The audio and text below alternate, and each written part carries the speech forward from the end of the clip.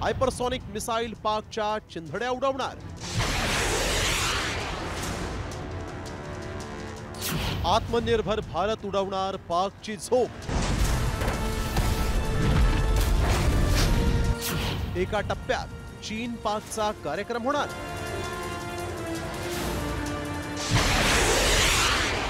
पाकिस्तान आणि चीनची धडकी भरवणारं हे आहे भारतीय बनावटीचं हायपरसॉनिक मिसाईल।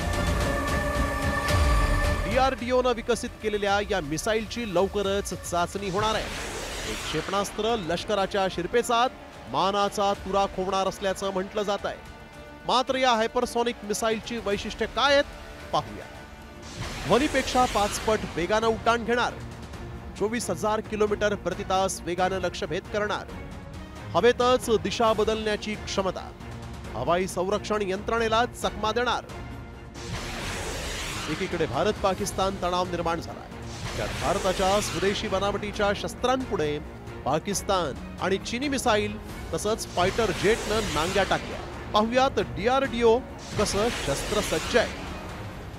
DRDOनं विकसित केलेलं शस्त्र ब्रह्मोस, अग्नी, पृथ्वी, नाग आणि आकाश क्षेपणास्त्र, ATAGS, धनुष, पिनाका या अत्याधुनिक तोफा, हायपरसॉनिक मिसाईल, लेझर आणि smart anti airfield weapon, Arjun आणि माउंटेड गन सिस्टीम हे टँक, अरुंद्रा, हिमशक्ती आणि Rohini 3D surveillance radar, Arjun टँकसाठीचा दारुगोळा। 2014 नंतर भारतानं संरक्षण क्षेत्रात आत्मनिर्भर होण्याच्या दिशेनं धोरण आखलंय आणि त्यानुसार गेल्या 10 वर्षात संरक्षण बजेटमध्ये तिप्पट वाढ करण्यात आली। 2025-26 साठी भारताचा संरक्षण बजेट 6.81 लाख कोटी। गेल्या वर्षीच्या तुलनेत संरक्षण बजेटमध्ये 9.5% वाढ। 2024 मध्ये संरक्षण विभागवार 6.22 लाख कोटींचा खर्च। 2014 मध्ये बजेटपेक्षा संरक्षण बजेटमध्ये तिप्पट वाढ। एकूण संरक्षण बजेटच्या 3.94% DRDOच्या संशोधनावर खर्च। भारताकडून 21,000 कोटींचं संरक्षण साहित्य निर्यात।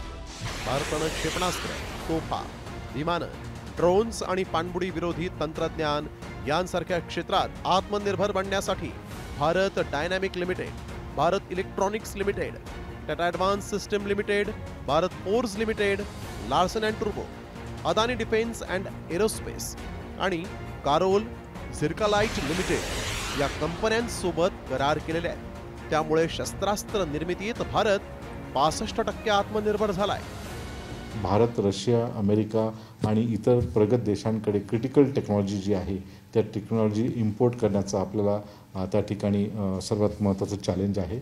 आजही आपण जवळपास क्रिटिकल टेक्नॉलॉजी ही प्रगत देशांकडून घेतो। त्याचबरोबर संशोधन आणि विकासामध्ये 4 ते 5 कंपन्या आपल्याला पाहाव्यास मिळतात ज्या प्रायव्हेट सेक्टरच्या आहेत आणि दुसरं म्हणजे स्किल मॅनपॉवर जे आहे याचंही शॉर्टेजेस आहे। एकीकडे पाकिस्तान, चायना आणि तुर्की बनावटीचे बोगस ड्रोन, मिसाईल आणि हवाई संरक्षण यंत्रणेसाठी भीक मागतोय। मात्र भारत फक्त युद्ध साहित्य बनवतच नाही तर निर्यातही करतोय। त्यामुळे बलाढ्य भारताकडे दुबळ्या पाकिस्ताननं आणि कुरापतखोर चीननं पाहू नये, अन्यथा तोडीस तोड उत्तर देण्याची क्षमता आपल्या भारतात आहे। ब्युरो रिपोर्ट, साम TV न्यूज।